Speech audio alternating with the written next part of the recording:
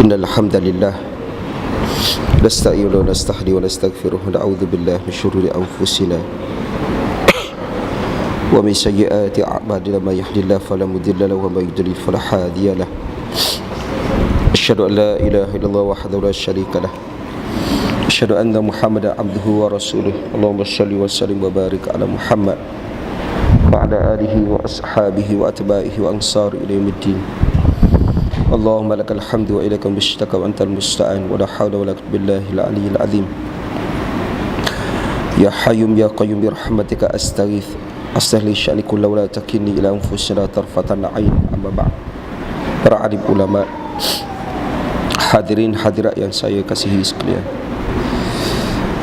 An Abi Yahya Su'aib bin Sinan radhiyallahu anhu qala qala Rasulullah alaihi wasallam ajaban li almiril mu'min inna amrahu kullahu lahu khair wa laysa dhalika li ahadin illa lil mu'min in asabathu syarra syakara fakana khairan lah wa in asabathu dharra sabar fakana khairan lah.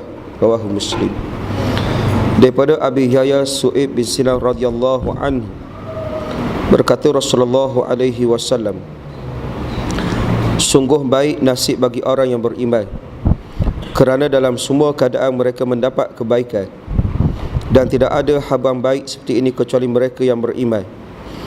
Apabila mendapat kesenangan maka ia bersyukur, maka syukur itu baik baginya, dan apabila ditimpa musibah ia bersabar, maka sabar itu baik baginya. Keterangan orang mukmin adalah orang yang bertuah dalam hidupnya walau ia terpaksa melalui pelbagai ujian. Hidupnya selalu tenang dan tidak banyak bermasalah. Ia memiliki ketenangan jiwa yang diberi oleh orang-orang yang memiliki kepuasan hidup dalam dunia ini. Namun mereka pasti tidak akan menemuinya kalau bukan dengan iman. Kepuasan hidup dan ketenangan jiwa hanya dinikmati oleh orang yang benar beriman. Hadirin hadirat yang saya kasihi sekalian, sebagai manusia kita akan mendapat dua perkara. Satu yang dinamakan musibah dan satu yang dinamakan iaitu nikmat.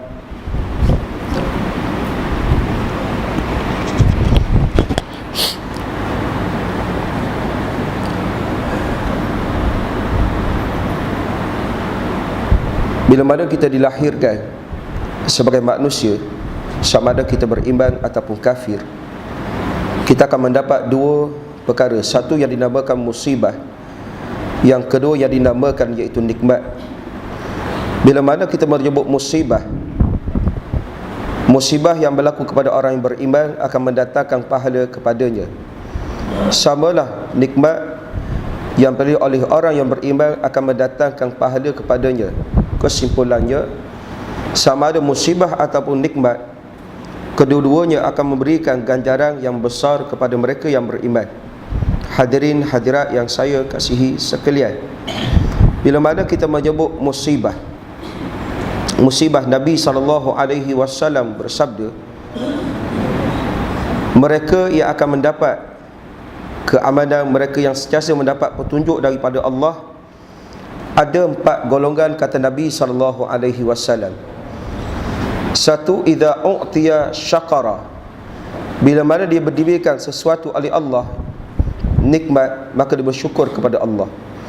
Yang kedua kata Nabi SAW, man ibtuliya bi syai'in fasabara, siapa yang ditimpa dengan satu musibah ujian daripada Allah, dia sabar, maka dia dapat pahala.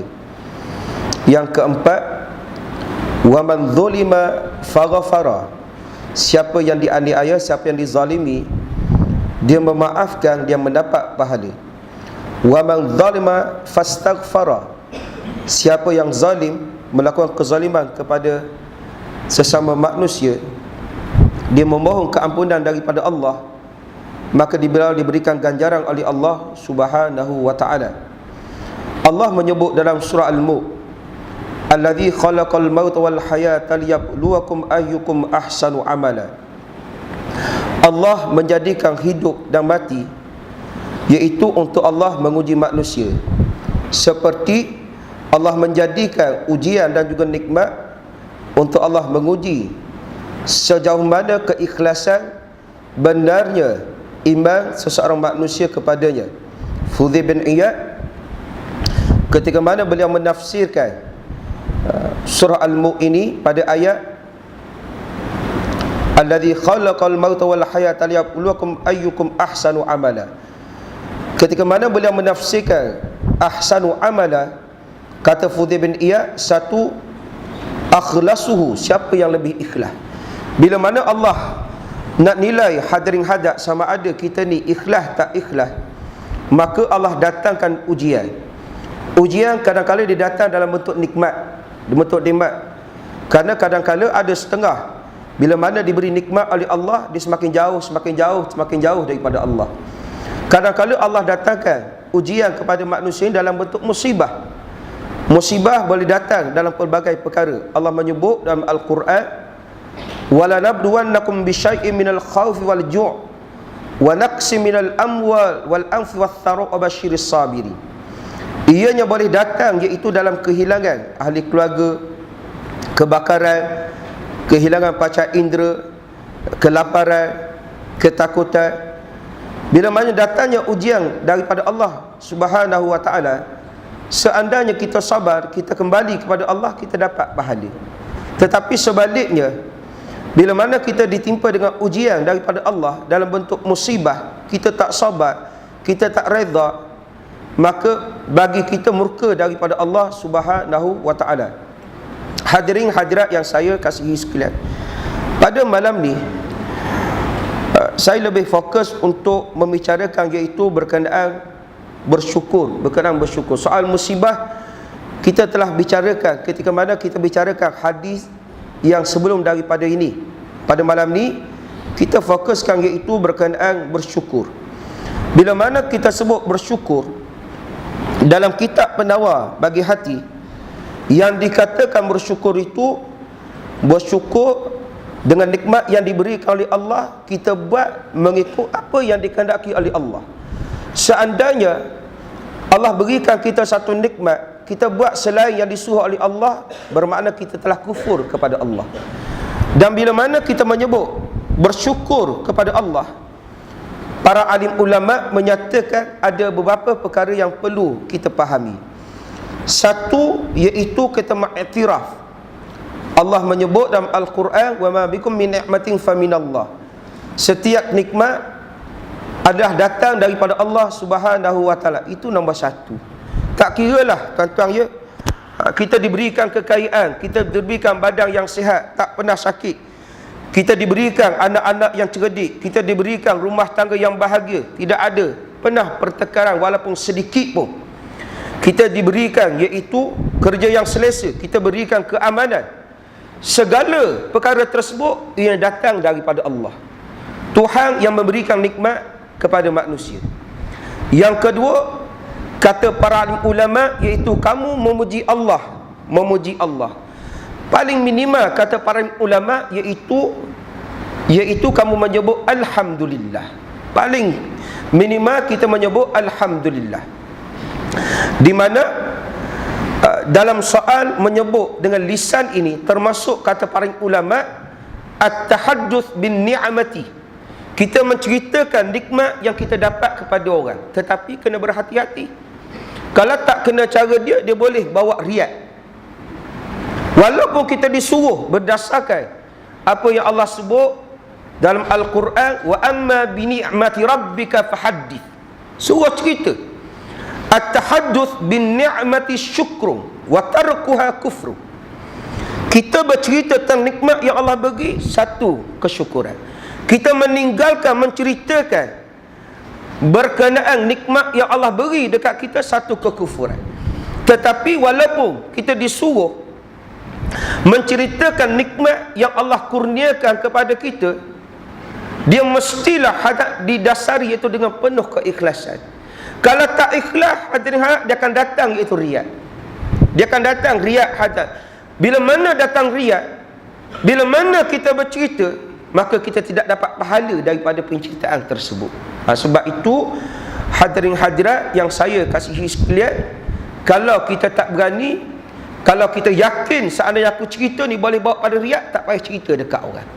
Tak payah cerita dekat orang. Hadirin hadirat yang saya kasihi sekalian, kembali termasuk kita sebut dengan mulut ini, iaitu kita menyebut iaitu alhamdulillah, tuan-tuan. Yang ketiga kata para ulama, iaitu kita mengerjakan, iaitu melalui perbuatannya. Dalil yang kebiasaannya dibawa oleh para ulama Nabi SAW. Bila mana pada satu ketika mana Nabi bermalam di rumah Aisyah radhiyallahu anha, pada malam tersebut Nabi bangkit solat malam. Tuan-tuan tahu kisah ni. Tuan-tuan tahu kisahnya apa semua. Bagaimana kata Aisyah radhiyallahu anha, aku bangkit Nabi sembahyang. Dia tidur lagi. Kemudian dia bangkit Nabi sembahyang. Kemudian Aisyah kata kepada Rasulullah, ya Rasulullah, lima tasna hadha? Kenapa kamu buat ni? Laqad ghafarallahu dhanbaka wa ma ta'akhkhara wa ma taqaddam. Allah telah mengampunkan dosa kamu yang lepas, yang akan datang, semua diampunkan oleh Allah. Kemudian Nabi nyemuk kepada Aisyah radhiyallahu anha, afala uhibbu an akuna abdan syakura? Tidak bolehkah aku menjadi seorang hamba yang bersyukur? Maknanya kata ulama, salah satu tanda kita syukur kepada Allah iaitu melalui ibadat yang kita buat. Kata Sufyan Ats-Tsauri, bila mana kamu salat 5 waktu, bermakna kamu syukur kepada Allah. Bermakna, kata Sufyan Ats-Tsauri, bila mana seseorang mengerjakan sembahyang yang disuruh oleh Allah, dia syukur kepada Allah. Kalau kita faham sebaliknya, kalau orang tak sembahyang, tak syukurlah kepada Allah. Dan seorang yang mendoakan kepada kedua ibu bapanya sejurus selepas salat, maka dia telah bersyukur terhadap apa yang telah diberikan oleh kedua ibu bapa dia kepada dia. Tantang agak-agak tantang kita buat ke tak buat? Tantang yang mudah-mudah, tantang ya hadap kita jaga salat kita supaya kita dapat menyempurnakan rukun yang ketiga daripada rukun syukur, iaitu melaksanakan ibadah yang telah diwajibkan dan termasuklah mengerjakan yang telah disunahkan, hadirin hadirat, kepada kita semua. Jadi kita buatlah. Bila mana kita tak buat, kita kufur. Sama macam zakat. Allah bagi kita harta, hadirin hadirat, dengan nikmat limpahan harta yang ada pada kita, kena keluarkan zakat.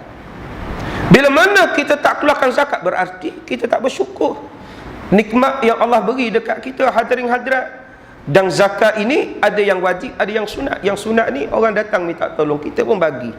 Tak kira lah hadirin hadirat yang pernah saya sebut, orang bohong, orang tipu, tak betul, konspirasi, macam-macam hadirin hadirat perkataannya, dia datang kita bagi je lah. Hadirin hadirat yang saya kasihi sekalian, dalam satu hadis Nabi SAW bersabda, tuan-tuan ya, firman Allah Subhanahu wa taala, washkuru lillah in kuntum iyyahu ta'budun. Syukurlah kamu kepada Allah seandainya kamu benar-benar menyembah Allah. Surah Al-Baqarah ayat 172. Kemudian Allah menyebut lagi dalam surah Al-Baqarah, washkuruli wala takfuru. Bersyukurlah kamu kepadaku, jangan kamu kufur kepada aku. Tuan-tuan hadirin hadirat yang saya kasihan, termasuklah Allah bagi kita sihat. Dengan nikmat sihat yang diberikan oleh Allah, kita gunakan untuk beribadah kepadanya. Allah bagi kita kaki, dengan kaki yang diberikan, yang disebut dalam kitab penawar bagi hati, kita pergi tempat yang elok. Allah bagi kita tangan, kita gunakan tangan kita untuk melakukan hadirin hadirat benda yang elok. Allah bagi kita telinga yang diberikan oleh Allah, kita gunakan untuk mendengar perkataan yang elok. Allah bagi kita mata, kita gunakan nikmat mata yang diberikan oleh Allah untuk memandang benda yang elok, hadirin hadirat. Kita buat, kita dapat pahala. Seandainya Allah bagi kita telinga, kita melihat benda yang tak sepatutnya, benda yang diharamkan, hadirin hadirat, kita dapat dosa.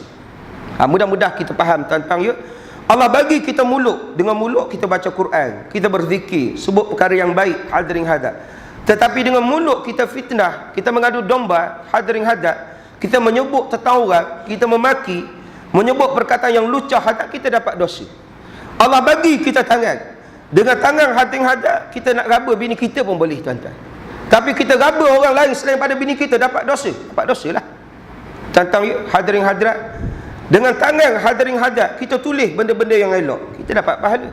Dengan tangan kita guna, kita tulis benda yang tidak sepatutnya, kita dapat dosa.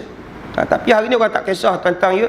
Dengan tangan dia hari ni, dia boleh tulis macam-macam, tuan-tuan, menerusi WhatsApp ke, Twitter ke, Facebook. Saya tak berminat benda tu, tuan-tuan. Hadirin hadirat, memang saya sebut di mana-mana hadirin hadirat supaya kamu bertakwa kepada Allah. Saya tak kira siapa, atas tujuan apa sekalipun hadirin hadirat, saya tak apa-apa gemar.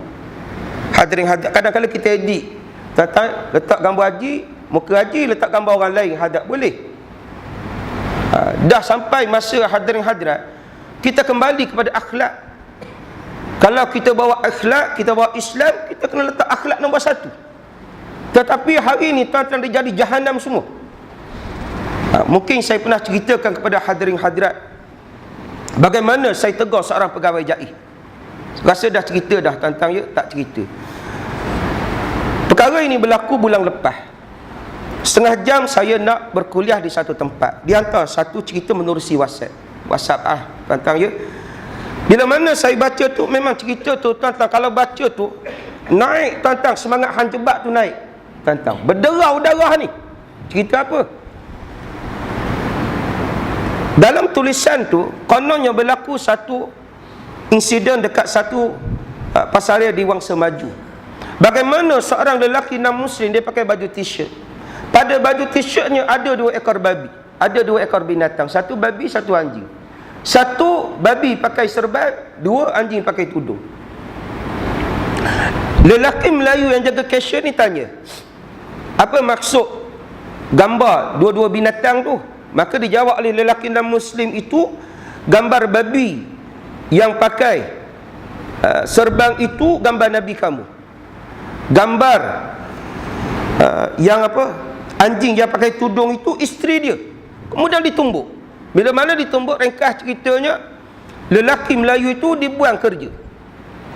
Saya sebut kepada pegawai itu, saya kata sebelum saya nak sebar, saya tak ada masalah nak sebar kalau benda tu betul. Nak cerita dekat orang pun tak ada masalah. Tapi tolong nyatakan sah, betul ke tak betul cerita ni.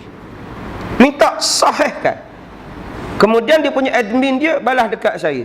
Dia kata takkanlah orang jaih, dia kata buat benda yang tak betul, memberikan satu yang tidak berfakta. Saya kata selagi mana dia bukan rasul, dia bukan nabi, dia terdedah pada buat salah. Sampai sudah saya tunggu, dia tak mesahkan adakah betul yang telah diwasapkan kepada saya tu. Saya kata bila mana kamu tak sahkan, saya sahkan bahawa benda ini adalah bohong. Bila mana benda bohong, saya tanya tuan-tuan, bagaimana kalau kita sebar benda tu, dosa ke tak dosa, tuan-tuan? Yang kata tak dosa. Hadirin hadirat, seorang manusia hadap tak kira siapa, dia tak kebal daripada dosa. Dia tak kira siapa. Hadirin hadirat, apa aliran politik kamu, kamu tidak kebal daripada dosa. Kamu terdedah kepada pahala dan dosa, kamu masih dijanjikan itu dengan syurga dan juga neraka. Yang tu kena faham sungguh-sungguh. Contohnya, biar kita berpolitik, kita politik cara Rasulullah. Kita letak akhlak bila mana kita berpolitik. Contoh, hari ini hancur. Minta maaf lah tentang ya, hadirin hadirat yang saya kasihi sekalian. Kita letak akhlak nombor 1. Nabi diutuskan untuk bawa apa? Liutammima makarimal akhlak. Untuk Nabi menyempurnakan akhlak yang mulia.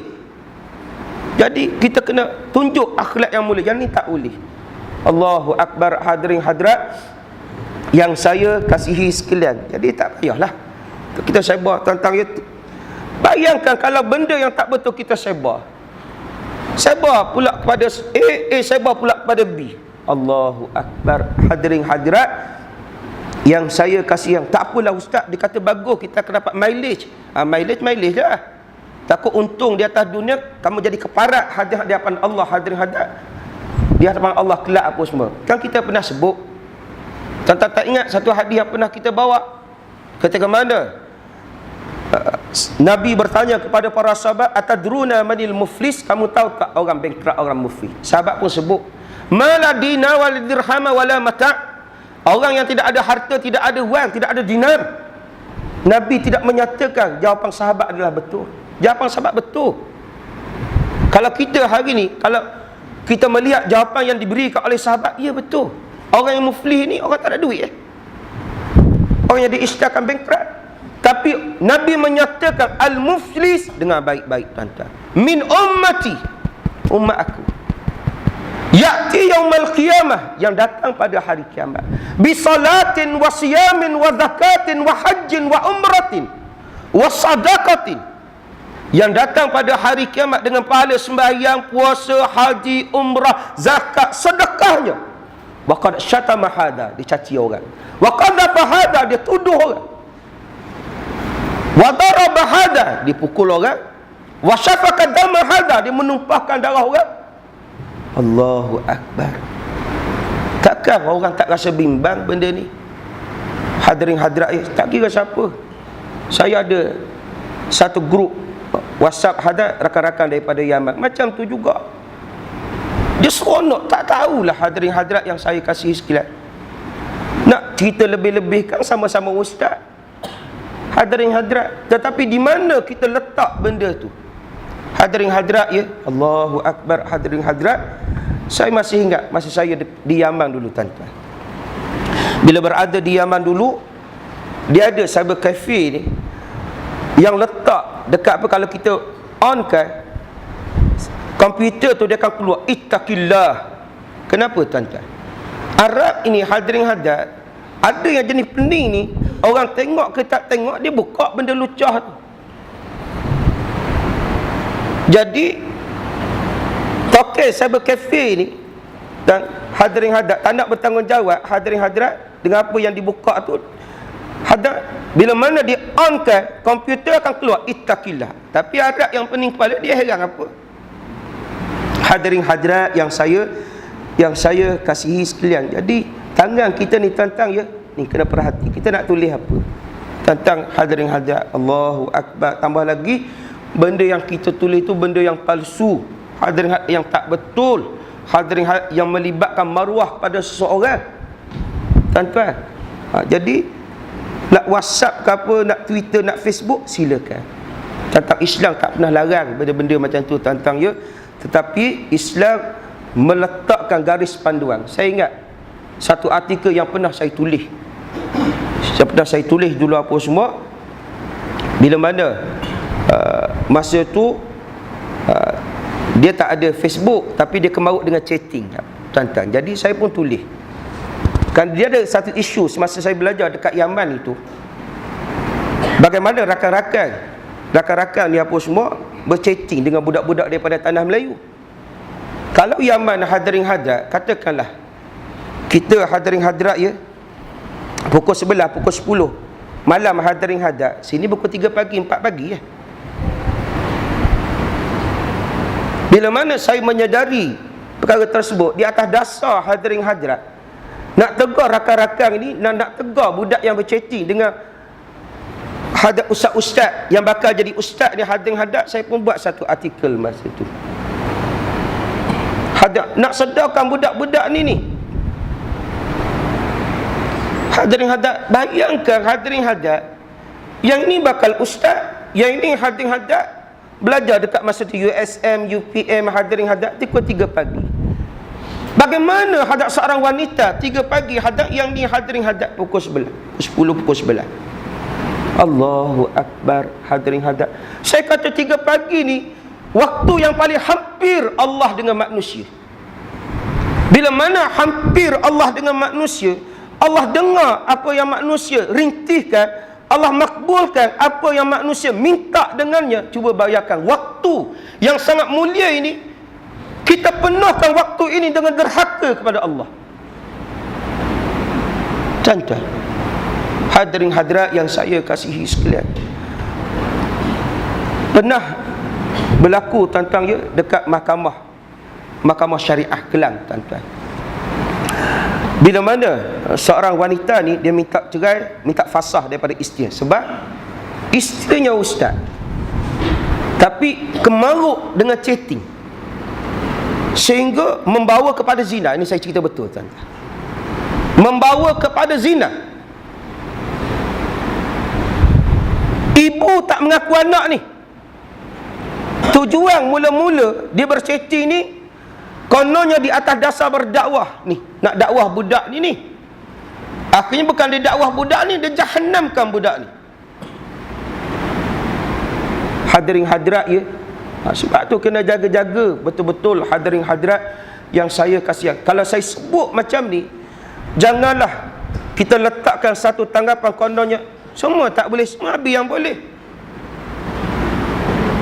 Tentang ya hadirin hadirat, kita pun jangan layan. Tentang kadang-kadang tengok time WhatsApp ke apa, pukul 1 pagi, 2 pagi, Allahu Akbar. Cuba bayangkan kamu tidur lambat, kalau bangkit lambat. Tuan-tuan, dosa ke tak dosa tadi? Saya tanya tuan-tuan, dosa ke tak dosa tadi? Dosa, jangan kata tak dosa. Lambat sembahyang dosa. Hadirin hadirat, Nabi sebelum diwafatkan, Nabi sebut as-salatu as-salatu. Kenapa Nabi sebut solat? Solat ni benda yang dilonggarkan hari ni. Tengok tuan-tuan, hari Ahad yang lepas, anugerah juara lagu, berlambak tuan-tuan duduk depan TV. Tuan-tuan ya, balik tumpang sikit apa semua, nenek depan TV, atuk depan TV, mak depan TV apa semua. Kemudian berlaku melambatkan semayang. Apa hukum melambatkan semayang? Tengok anugerah juara lagu. Cuba tuan-tuan jawab. Haji, boleh ke tak boleh? Agak-agak apa semua. Haji, boleh? Hadirin hadirat yang kata boleh tu tuan-tuan, kalau ustaz kata boleh, ustaz tu tengok anugerah juara lagu.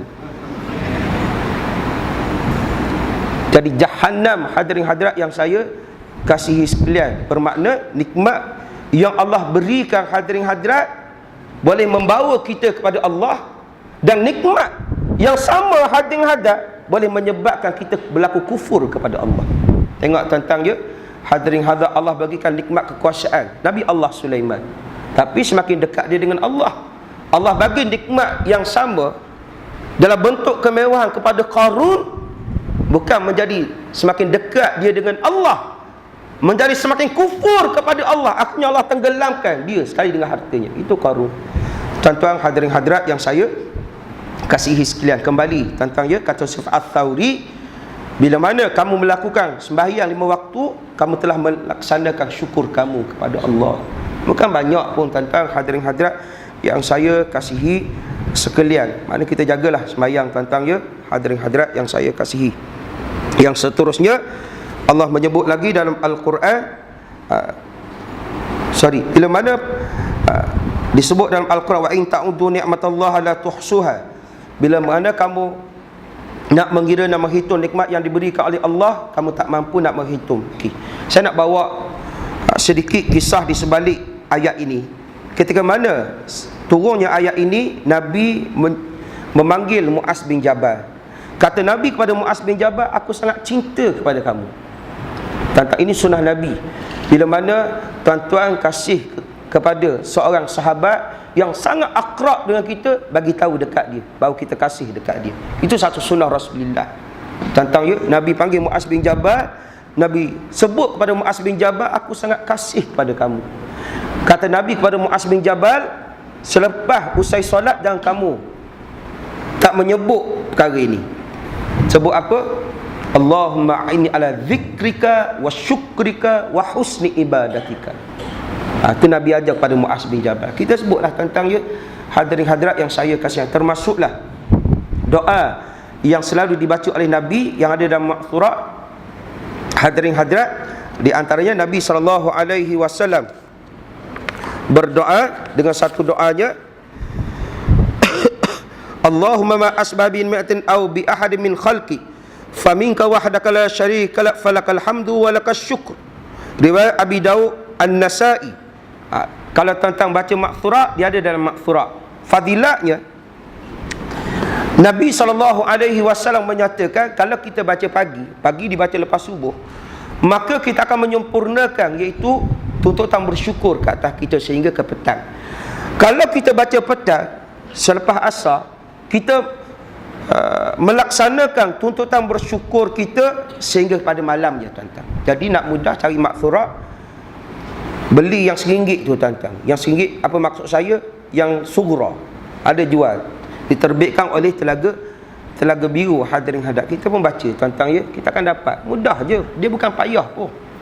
Tuan-tuan ya, ada benda yang tak berhajat hadirin hadap kepada modal sangat apa semua tuan-tuan sebut je. Contoh, nak mendapat keredaan daripada Allah, buat benda yang Allah suka, dapat keredaan. Tetapi kita juga diajar oleh Nabi SAW supaya kita menyebut raditu billahi rabba wa bil islami dina Muhammadin nabiyya.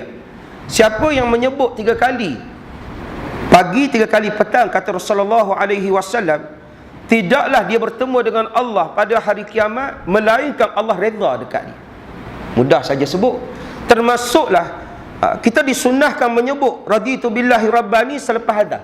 Setelah kita baca Allahumma rabbah itu, kita pun sebut raditu billahi rabba bil islam bidina Muhammadin nabiyyan wa rasulah.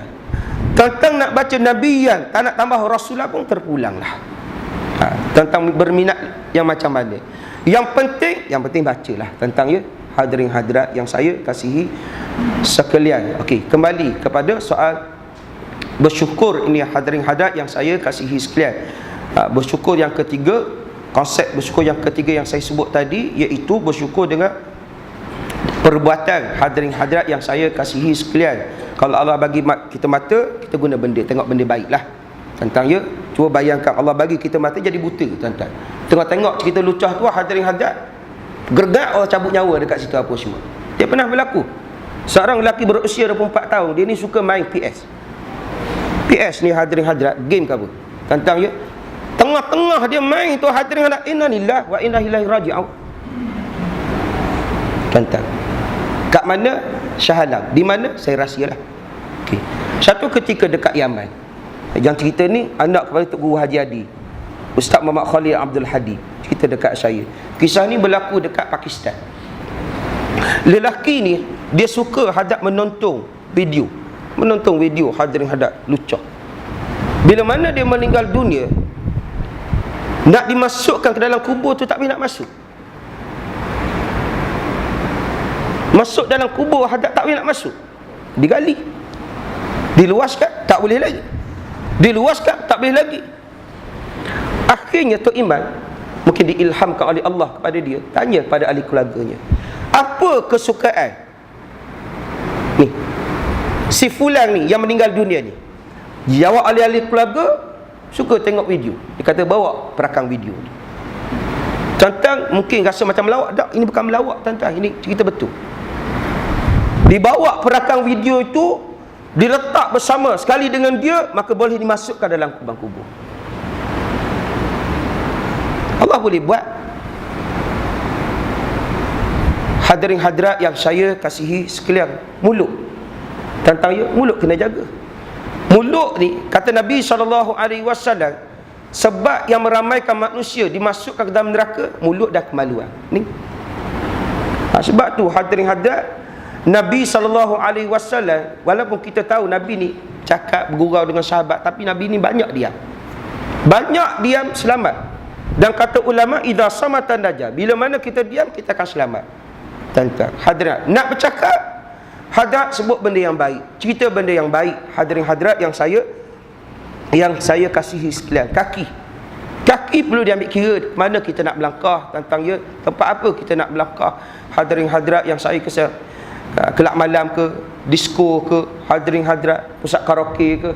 Dia kata ada ustaz karaoke keluarga. Tak fikirlah tentang ya hadirin hadirat, tempat yang tak senonoh tak payahlah Sawir Legun ke apa hadirin hadirat ya. Saya tak berapa galak kan pergi. Walaupun orang kata nak bersantai, cari tempat lain lah, cari pantai ke hadirin hadirat. Pantai pun ada yang tak bersih dari sudut pandangannya. Kenapa? Allahu Akbar tentang ya. Hadirin hadirat, itulah bahanda dia. Jadi bawa tentang secara tidak langsung kita dedahkan anak kita tengok tentang ya, Amal pakai bikini. Amal pakai bikini, elok ke tak elok? Tak elok, tak fikir kok macam mana pun. Hadirin hadirat, sebab itu Nabi sebut dalam satu hadis, ainani la tamussuhumun nar, dua mata yang disambar oleh api neraka. Satu, mata yang menangis kerana Allah. Al-Imam Tirmizi dikatakan buta hadirin hadap sebab banyak menangis kerana Allah. Bukan macam Kasih Selamat, tuan-tuan. Kasih Selamat menangis, tuan-tuan, bini mati. Kononnya lah. Hadirin hadirat, ya. Al-Imam Tirmizi dikatakan sebab mata dia tak nampak di hujung usianya, hadirin hadap, sebab banyak menangis. Ada yang menyatakan Al-Imam Tirmizi buta semenjak daripada kecil. Wallahu ta'ala alam. Yang kedua, mata yang ditundukkan daripada memandangkan benda yang diharamkan oleh Allah. Tantang, tak tengoklah. Hadirin hadirat yang saya kasihi sekalian, kadang-kadang kita berusaha pula nak tengok ke, nak perhati ke, bukan apa dia kata ustaz apa semua, nak tengok juga apa semua, tak payah tuan-tuan hadirin hadirat. Datanglah video liwat ke, video lucah ke apa, hadirin hadirat, ya, tak payah tengok. Apa keperluan kita nak tengok? Dak ustaz, nak tengok betul ke tak betul ni? Kalau tak betul, kita boleh cerita dekat orang tak betul. Tentang, ya, kalau kita bukan mufti, bukan ahli, tentang, ya, majlis fatwa, bukan hakim, bukan peguam, ada keperluan nak tengok. Kita tak ada keperluan apa-apa. Tentang, ya, jaga mata ni. Tentang, ya, hadirin hadirat, saya ingat lagi kata Ustaz Fahrul Mamak Joy, orang buta mata okey lagi, tapi orang buta mata hati, tuan-tuan, lebih teruk daripada buta mata. Kenapa? Ramai para alim ulama, hadirin hadirat, Allah lahirkan dalam keadaan buta. Siapa, tuan-tuan, hadirin hadirat? Antaranya di zaman Nabi SAW, Abdullah bin Umi Maktum. Abdullah bin Umi Maktum buta, tapi Nabi pilih Abdullah bin Umi Maktum ni, hadirin hadirat, muazzin selepas Sayyidina Bilal bin Rabah. Sehingga kata Abdullah bin Umi Maktum, bila mana aku azan, Bilal akan memandangkan iqamah. Kalau aku iqamah, Bilal azan. Tuan-tuan, dan Nabi memilih beliau menjadi wali dalam peperangan. Di zaman Sayyidina Umar Al-Khattab radhiyallahu anhu, Abdullah bin Umi Maktum dipilih, hadirin hadirat, untuk pegang bendera. 3 hari berlangsung Ma'rakah Qadisiyah. Akhirnya Abdullah bin Umi Maktum gugur syahid. Tuan-tuan tengok. Tentang, ya, buta tapi hati dia celak. Abdullah Alawi Al-Haddad, seorang alim, seorang da'i, seorang wali daripada Yaman, hadirin hadirat, buta, tapi hati dia celak. Hadirin hadirat yang saya kasih sekalian, di Mesir, Syekh Hamid Qis, hadirin hadirat, seorang pemidato, khatib yang sangat hebat. Kata tang buka dengar dia bercakap tu, hadirin, Allahu Akbar, kita rasa hadap teruja walaupun kita tak faham. Dengan semangat dia bercakap, Hamid Qis, tapi buta. Buta Hamid Qis, hadirin hadirat yang saya kasihi sekalian, termasuk Syekh Ahmad Sukarti. Ahmad Sukarti ni seorang alim yang akhirnya bermastautin ataupun menetap di Indonesia. Ramai ulama Indonesia mengambil ilmu daripada Syekh Ahmad Sukarti. Kalau tuan-tuan masih ingat, saya pernah bawa berkaitan Syekh Ahmad Sukarti ni, ketika mana dulu kita bicarakan bagaimana Nabi SAW disebut keterangan mengenainya dalam kitab Buddha, dalam kitab agama Hindu. Dan Syekh Ahmad Sukarti menyatakan kenyataan ini tak akan keluar daripada Tok Sami. Kenyataan ini, kata Syekh Ahmad Sukarti, pandangan dia, keluar daripada Rasul. Jadi tak mustahil, kata Syekh Ahmad Sukarti, di benua India ini Allah telah mengutuskan Rasul kepada mereka. Itu kata Syekh Ahmad Sukarti, yang dipilih oleh Hamka dalam kitab tafsirnya. Hadirin hadirat, Allah buta. Hadirin hadirat, seorang alim yang buta. Tentang hadirin hadirat, ini dah lah tentang hadirin hadirat celak apa semua. Hadirin hadirat, tapi buta mata hati. Buta mata hati, hadirin hadirat, Allah, lebih teruk tentang, ya, daripada seorang yang ditimpa iaitu dengan buta matanya, hadirin hadirat yang saya kasihi sekalian. Dan soal mata ini, dalam satu hadis Nabi menyatakan, kalau orang ada mata, kemudian apa yang berlaku, dihilangkan kedua nikmat mata dia ini, dia sabar, dia redha, syurga bagi dia. Syurga baginya, bukan macam Kasih Selamat. Tuan-tuan hadirin hadirat, Kasih Selamat, hadirin hadirat, Farah punya pasal korek mata dia pula apa semua. Seorang yang tidak kufur, tuan-tuan, tidak bersyukur, Tuan-tuan, ustaz cerita, ustaz ambil kira. Yalah cerita apa semua, dah orang tengok berpuluh kali, 30 kali, 40 kali. Hadirin hadirat terpahat dalam kepala otak budak-budak hadirin hadirat yang saya kasihi sekalian. Tuan-tuan ya, yang saya kasihi. Okey. Adapun orang yang tidak beriman, maka ia selalu berada keadaan yang tidak baik, kerana apabila ia berada dalam kenikmatan kesenangan, ia akan lupa daratan. Ia tidak berterima kasih kepada Allah Ta'ala menganugerahkan nikmat kesenangan itu, lalu ia bertindak suka hatinya untuk menemukan nikmat tersebut mengikut arahan nafsu ataupun syaitan. Maka nikmat Allah itu digunakan untuk membazir, membuat maksiat, bermacam perbuatan yang dimurkai oleh Allah. Dan apabila ia berada keadaan fakir, miskin atau kusal, ia bertindak liar dan tidak terkawal. Mungkin ia mencuri, merompak atau sekurangnya ia tidak masuk puas hati dengan takdir daripada Allah yang mengena ke atas dirinya, maka kedua-dua keadaan ini tidak baik kepadanya. Kesimpulan yang hadirin hadirat, yang menjadi dasar kepada nikmat musibah yang diberikan oleh Allah ini, imanlah. Tentang ya, kalau dia ada iman, bila mana dia mendapat nikmat daripada Allah, dia tahu tentang itu datang daripada Allah, bersyukur dengan nikmat tersebut dan menggunakan sebaik-baiknya nikmat yang telah diberikan oleh Allah mengikut apa yang Allah nak. Seorang hadirin hadirat yang miskin, dia ada iman, dia amal, dia sedar hadirin hadirat yang saya kasihi sekalian, dia reda dengan apa yang berlaku sambil dia berusaha. Bukan reda saja tak berusaha, dia kena berusaha juga supaya dia keluar daripada hadirin hadirat lingkungan kemiskinan tersebut. Tentang hadirin hadirat yang saya kasihi sekalian, maka dia akan mendapat keredaan, pengampunan, kasih daripada Allah Subhanahu wa taala.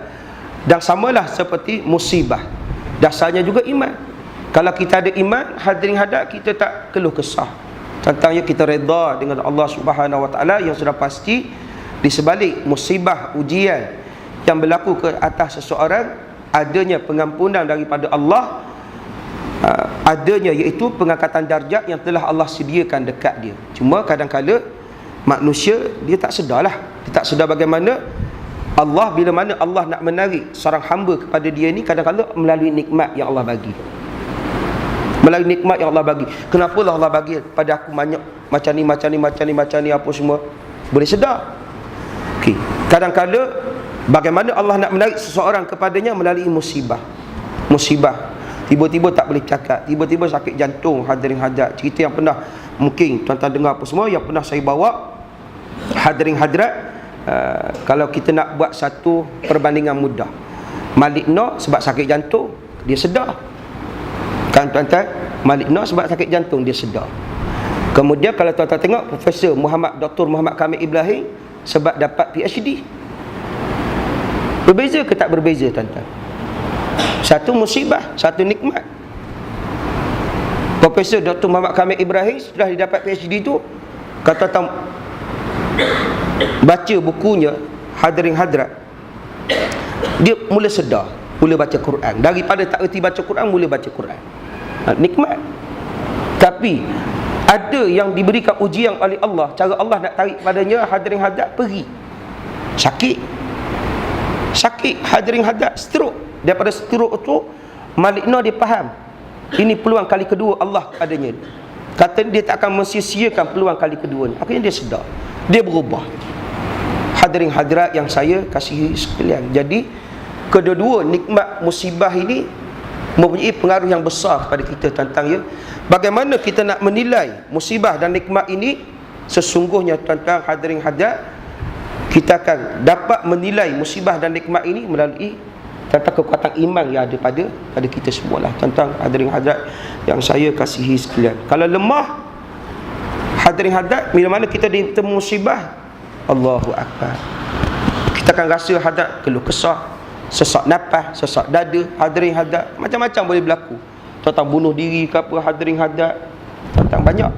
Saya balik tentang ya 2 bulan yang lepas, kakak saya sama-sama belajar dengan kakak saya hadirat di UKM, ustazah, sekarang murtad dekat Amerika Syarikat. Puncanya dia berkahwin dengan orang Melayu tu hadirin hadirat. Kalau saya mudah sebut tentang dia, rumah tangga dia hancur lah. Kemudian dia jumpa seorang Mak Saleh ni apa semua, Mak Saleh bagi janji apa semua hadirat, dia rasa seronok, akhirnya dia murtad. Rakan kepada kakak saya, sama-sama belajar dekat UKM. Ustazah ada, tapi dia kalau dia kembali kepada Allah, Allah uji dia tu, Allah nak nilai. Hadirin hadir, Allah tak akan biarkan saya tentang seronok hidup atas dunia. Hadirin hadir, tak ada apa-apa. Lalu Allah akan uji. Bila mana Allah uji, senang. Ada yang Allah uji, ya hadirin hadir, melalui jalan-jalan yang susah. Hadirin hadir, bila mana susah, dia kembali kepada Allah. Ada sebab.